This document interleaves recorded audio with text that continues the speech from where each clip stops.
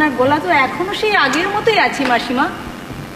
হ্যাঁ, গীতবিতান আর হারমোনিয়ামটা তুলে রেখে এসো।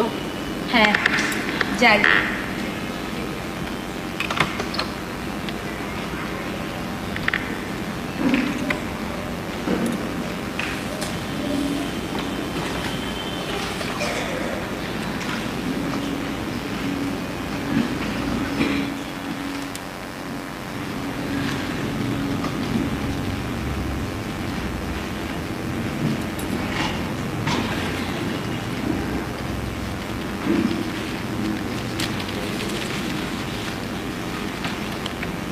আজ তাহলে আসি মাসিমা।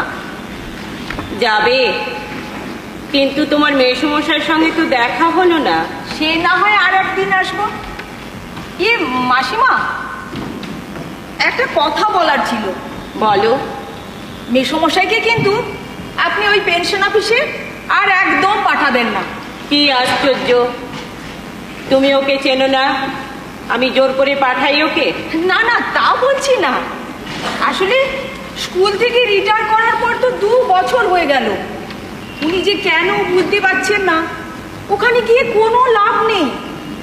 রোজ খালি যাওয়া আর আসা, খালি হাতে ফিরে আসা। ওনার মতো মানুষের সম্মানহানি হয় এতে। হ্যাঁ, কিন্তু কি করব বলো, না গিয়ে তো উপায় নেই। সামান্য জমানো যেটুকু ছিল তাও তো সবই, বোঝই তো সব। শিক্ষে দিকে নেহাত তোমারও তো কম নয়। আরে এসো এসো, দরজা থেকে ফিরে গেলে গেরস্তের অপমান হবে। বেরু, একটা চা তো অন্তত খেয়ে যাও। এসো এসো এসো। ভালো আছেন? আরে লাবণ্য, এই তোমার কথা ভাবতে ভাবতেই ভালো আছেন? হ্যাঁ, তোমার। বসুন। দেখো দেখো দেখো, এটুকু রাস্তা হেঁটে আমার বন্ধু বিপুল বাবাজি কেমন হাঁপাচ্ছে দেখো। কি বাবা বিপুল, বিপুল এনার্জি এর মধ্যে ফুরিয়ে গেল। নির্মমা, চা বসাও, বিপুল এসেছে। তুমি নিশ্চয়ই কলসি আনুনি? এই কোন কলসি? মোহর ভরা কলসি তো চাই না, একটা মাটির কলসি আনতে বলেছিলাম, গত পরশু ভেঙেছে। অন্তত অন্তত জলটুকু খেয়ে তো বাঁচতে হবে নাকি? এই শোনো, কি হলো তোমার আবার? এই সময় না আর চা খাবো না। কাকু, আপনি বসুন, আমি চা দিচ্ছি। চা তৈরি আছে। সে কি, তুমি কি আবার কাঁধে করে চা বয়ে এনেছো? দূর, এত হালকা জিনিস কাঁধে নেওয়াটা কি আর বয়া বলে? বইতে গেলে কাঁধের অনেক জোর লাগে, সে জোর আমার নেই। বইতে আছে, বইতে গেলে টনটন শক্তি লাগে। আর কাঁধ টনটন করলে পরে ডাক্তারেতে ভক্তি জাগে। এটা আমার ছেলের লেখা ছড়া, ক্লাস 8-এ। আপনার এখনো মনে আছে মেসমশাই? অভ্রের ছড়াগুলো কি কখনো ভোলা যায়? এই নিন।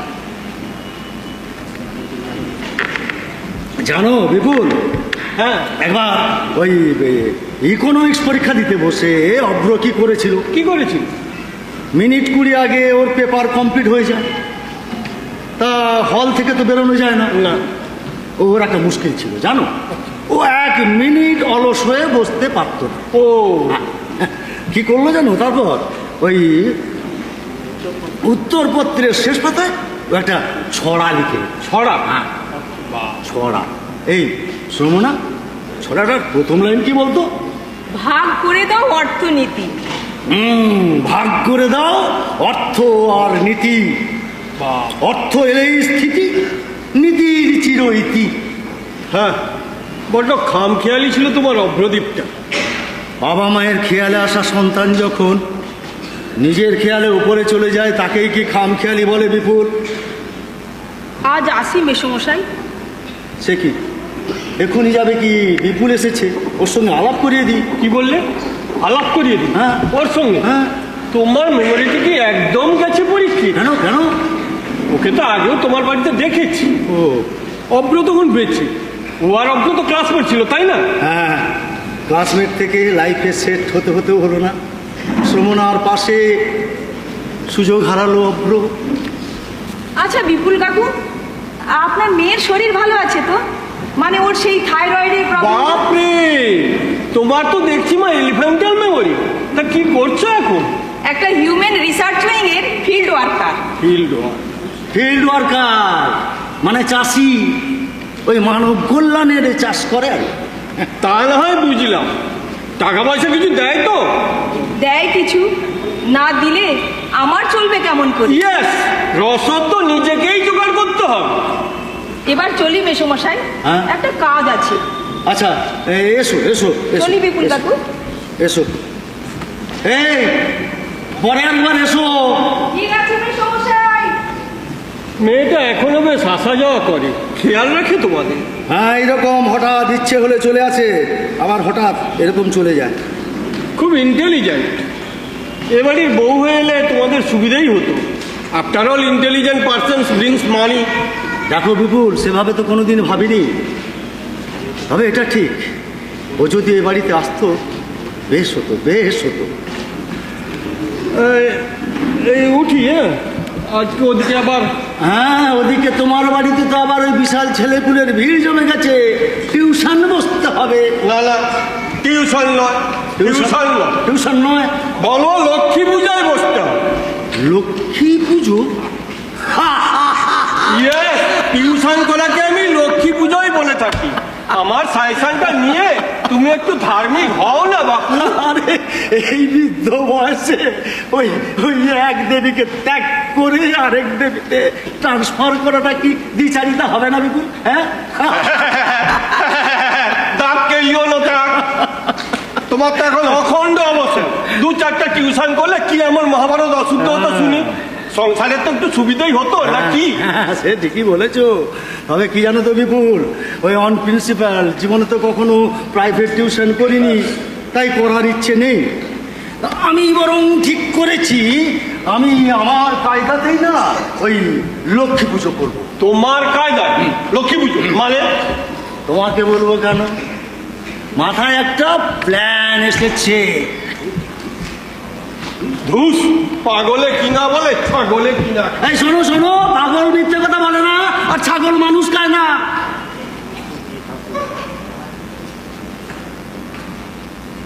চলে গেল।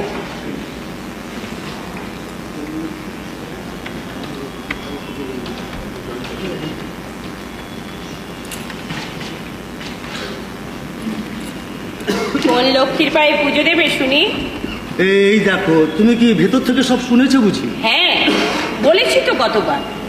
আমার তো এখন এই সংসারে আর কোনো কাজকর্ম নেই, তাই আড়ি পেতেই তো আমার দিন কাটে। কি হলো, চুপ করে আছো কেন? কি প্ল্যান রেখেছো শুনি?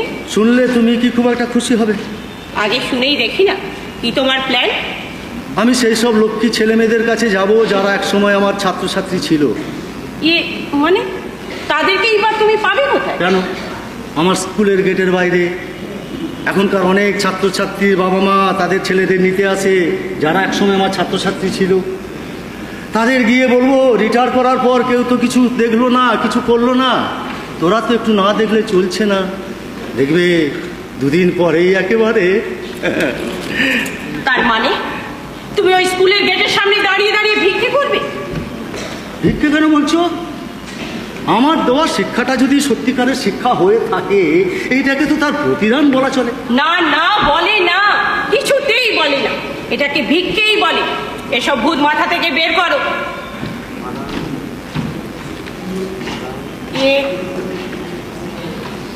মালা আনোনি? এই এই কিসের মালা? কিসের মালা? তোমার মতো যদি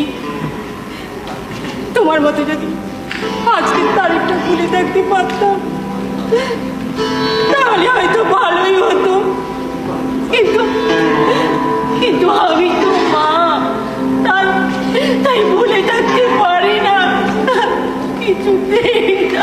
ও তাই তো, আজই তো হচ্ছে কেন? নীলু, নীলু, আমার খুব ভুল হয়ে গেছে নীলু। আসলে আমার কষ্টের স্মৃতিগুলো তো তারিখ নির্ভর নয় নীলু, ওই ঘটনা নির্ভর। ঘটনার সব ছবিগুলো না ওই চোখের সামনে সারাক্ষণ বাঁচতে থাকে। হারায় না, কিন্তু তারিখগুলো যেন কেমন হারিয়ে যায়। শোনো, মেসমশাই, ফ্লাক্সটা ভুলে ফেলে গেছি। তোমাকে তো এসব কেউ আনতে বলে না, আর ফেলে যেতেও বলে না।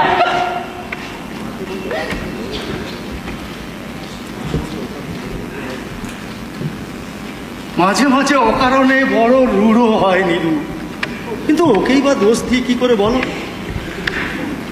সবই তো বোঝো, তুমি কিছু মনে করো না সুমনা।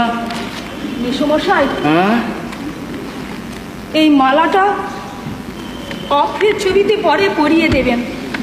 অফের মালা? ও, অফের মালা তুমি এনেছো? এই এই তুমি তুমি তুমি তুমি পরিয়ে দাও, এই, না, না, তুমি পরিয়ে দাও, মেসমশাই। তুমি পরিয়ে দাও। আপনি পরিয়ে দিন। হ্যাঁ, আপনি পরিয়ে দিন। আমি আরে এই নিয়েই না তোমার মাসিমার সঙ্গে আমার এক্ষুনি কথা কাটাকাটি হচ্ছিল। আজকের দিনটা আমি ভুলে যাই কি করে। আচ্ছা,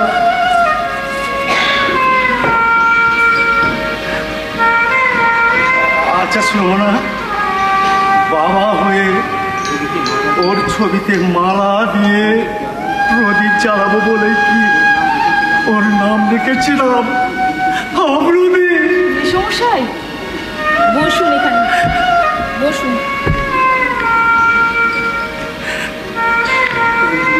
শুধু এই ফ্লাক্সটা নিতে ভুলে গেছিলাম তার নয় মেসমশাই, আপনার চিঠিটা দিতেও ভুলে গেছিলাম। চিঠি? কার চিঠি? কার চিঠি বলুন তো? কার চিঠি? আপনার প্রিয় ছাত্র চন্দ্রনাথের। চন্দ্রনাথের চিঠি? পরশু আমার অফিসে একটা কাজে এসেছিল, ওখানেই চিঠিটা লিখে আমাকে দিল। চন্দ্রনাথের চিঠি? ওই দাও দাও দাও দাও দাও দাও, চন্দ্রনাথের চিঠি। এদের চিঠি পেলে মনে হয় শিক্ষকতার চেয়ে পৃথিবীতে আর বড় কোনো কাজ নেই, কোনো নেই। কে লিখেছে? কে লিখেছে? এসো মাস্টার মশাই, যে স্বপ্নে স্কুলটা খোলার কথা একদিন আপনাকে বলেছিলাম, অবশেষে সেটা আমি খুলতে পেরেছি। 20 জন আদিবাসী ছেলে মেয়েকেও পেয়েছি, তারা ক্লাস শুরু করে দিয়েছে। প্রথম দিন মনে হলো আপনি যেন আমার পাশে বসে আছেন, আমার মুখ দিয়ে বলিয়ে নিচ্ছেন যা যা বলার দরকার। সেই অ আ ক খ, বেঁচে থাকার প্রথম ভাব, যা এতদিন আপনি আমাদের শিখিয়েছেন।